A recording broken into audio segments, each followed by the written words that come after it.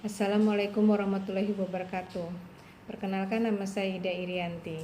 Di sini saya akan membahas mengenai kelompok.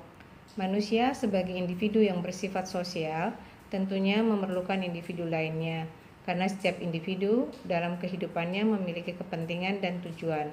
Maka sebagai makhluk sosial, satu individu tentu memerlukan individu lainnya yang mempunyai kepentingan dan tujuan yang sama.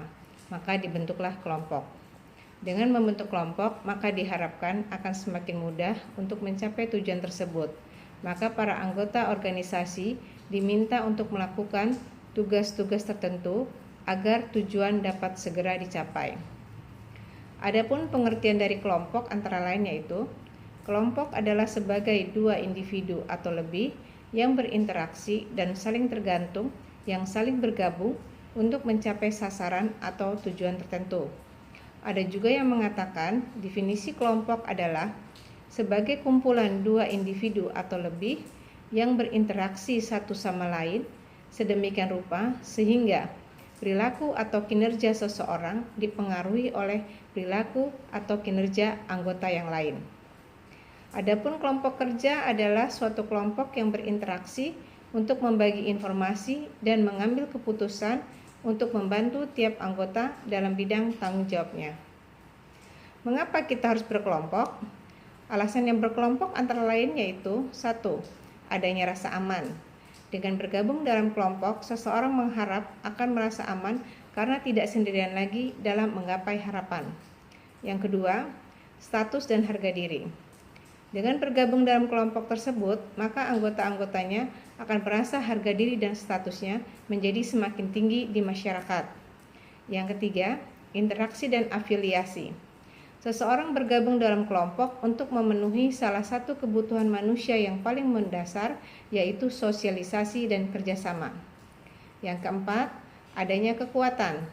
Dengan bergabung dalam kelompok, maka seseorang akan merasa memiliki kekuatan untuk meraih impian dan harapannya. Yang kelima, pencapaian tujuan.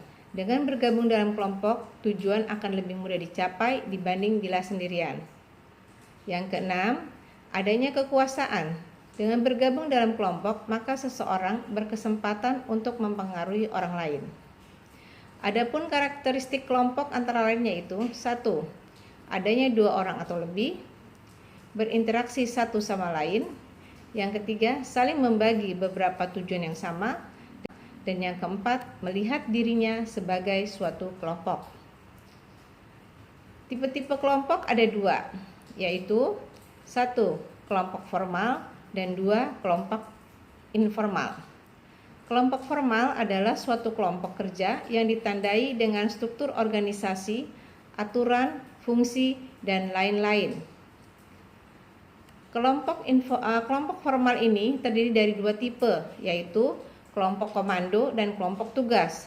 Kelompok komando adalah kelompok yang tersusun atas atasan dan bawahan dan ditentukan oleh bagan organisasi.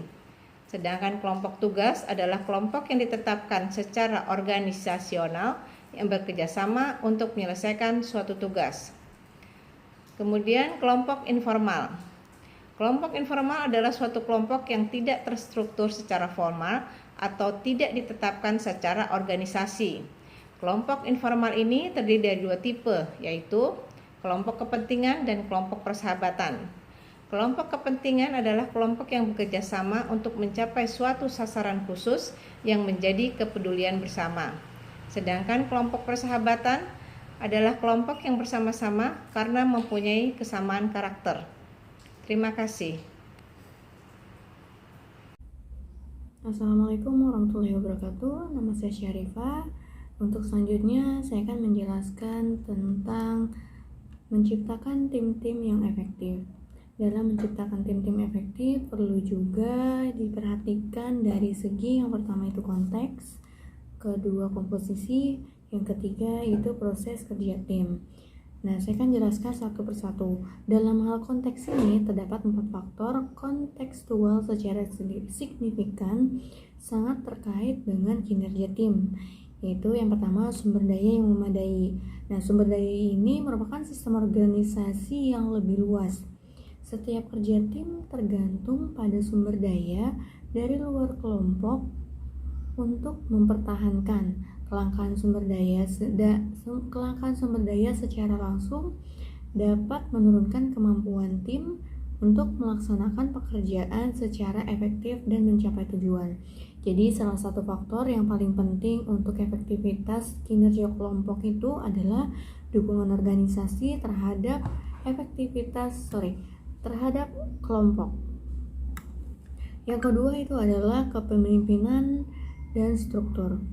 Dalam hal ini, tim tidak dapat berfungsi jika mereka tidak mendapatkan kesepakatan mengenai siapa yang akan melakukan apa dan memastikan semua anggota mendapatkan beban kerja. Jadi kesepakatan mengenai kerja tertentu dan bagaimana menyesuaikan bersama-sama untuk mengintegrasi keterampilan individu yang memerlukan kepemimpinan dan struktur, baik dari manajemen maupun dari para anggota. Nah, yang selanjutnya itu adalah iklim kepercayaan. Para anggota tim yang efektif saling mempercayai satu sama lain. Kepercayaan antara anggota tim memfasilitasi kerjasama, menurunkan kebutuhan untuk memonitor perilaku satu sama dan mengikat para anggota di sekeliling keyakinan bahwa orang lain dalam tim tidak akan mengambil keuntungan dari mereka. Yang terakhir itu adalah evaluasi kinerja dan sistem pemberian imbalan. Nah, selain mengevaluasi dan memberikan imbalan kepada karyawan atas kontribusinya mereka, manajemen harus memodifikasi evaluasi tradisional yang berorientasi secara individual dan sistem pemberian imbalan untuk mencerminkan kinerja tim dan menitikberatkan pada sistem hybrid yang mengakui para anggota individu atas kontribusi mereka yang luar biasa dan memberikan imbalan kepada seluruh kelompok atas hasil kerja yang positif.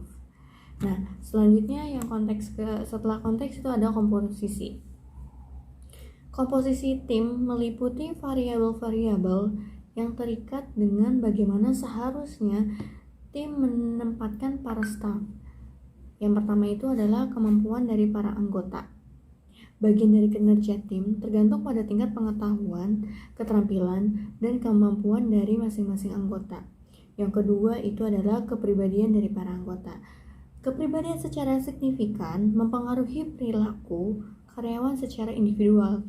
Jadi ada beberapa dimensi yang diidentifikasi dalam model kepribadian. Ada 5 besar relevan bagi efektivitas tim. Itu tinjauan atas literatur mengidentifikasinya menjadi 3 dimensi. Secara spesifik, yang memilih tingkat ketelitian dan keterbukaan terhadap pengalaman lebih tinggi dari level rata-rata cenderung mengerjakan tugas dengan lebih baik. Dan sedikitnya, level keramahan dari anggota tim juga merupakan persoalan tim-tim yang bekerja dengan buruk ketika mereka memiliki salah satu atau lebih para anggota yang sangat tidak menyenangkan. Selanjutnya yang ketiga itu adalah keragaman dari para anggota. Jadi suatu kondisi di mana para anggota dari suatu unit kerja berbagi atribut demografi yang umum, misalnya umur, jenis kelamin, ras, tingkat pendidikan, atau lamanya layanan dalam organisasi merupakan subjek dari demografi organisasi. Selanjutnya ada besaran tim. Tim yang kecil adalah kunci untuk meningkatkan efektivitas kelompok. Pada umumnya, tim yang paling efektif memiliki 5 hingga 9 anggota. Para ahli menyarankan untuk menggunakan jumlah terkecil dari orang-orang yang dapat melaksanakan tugas. Selanjutnya yang terakhir itu adalah pilihan anggota. Tidak semua karyawan adalah pemain tim. Ketika memilih para anggota tim, para manajer harus mempertimbangkan pilihan individu yang sejalan dengan kemampuan, kepribadian, keterampilan. Tim-tim yang memiliki kerja yang tinggi cenderung terdiri atas orang yang lebih memilih bekerja sebagai dari suatu kelompok. Yang terakhir adalah proses kerja tim. Dalam efektivitas tim meliputi variabel proses seperti komitmen anggota. Nah, variabelnya apa aja? Yang pertama itu rencana dan tujuan umum. Tim-tim yang efektif mulai dengan menganalisis misi dari tim, mengembangkan tujuan-tujuan untuk mencapai misi tersebut, dan menciptakan strategi-strategi untuk mencapai tujuan. Yang selanjutnya yang kedua yaitu tujuan spesifik. Tim yang berhasil akan menerjemahkan tujuan umum mereka ke dalam tujuan kinerja yang spesifik, dapat diukur dan realistis. Tujuan-tujuan yang spesifik memfasilitasi komunikasi yang jelas. Mereka membantu tim mempertahankan fokus mereka kepada persoalan hasil. Selanjutnya yang ketiga adalah keberhasilan tim. Tim yang efektif memiliki kepercayaan dalam diri mereka sendiri. Mereka meyakini bahwa mereka dapat berhasil. Kita menyebutnya sebagai keberhasilan tim atau tim efisiensi. Selanjutnya mental model, yaitu pengetahuan dan keyakinan para anggota tim mengenai bagaimana pekerjaan dapat diselesaikan oleh tim. Selanjutnya ada level konflik. Konflik memiliki hubungan yang rumit dengan kinerja tim. Hubungan konflik hal-hal yang didasarkan pada ketidakcocokan interpersonal, ketegangan, dan kebencian terhadap yang lainnya. Hampir selalu disfungsional. Namun, untuk tim-tim melakukan aktivitas yang tidak rutin, ketidaksepakatan mengenai konten tugas disebut konflik tugas menginstimulasi pembahasan. Dan yang terakhir adalah kemalasan sosial. Para individu dapat terlibat dalam kemalasan sosial dan terdapat pada upaya kelompok ketika kontribusi tertentu mereka tidak dapat diidentifikasi.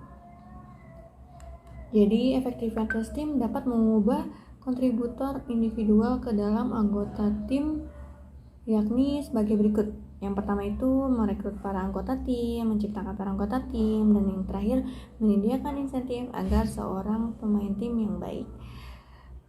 Sekian penjelasan dari tim kami, semoga bisa tersampaikan dengan baik. Terima kasih.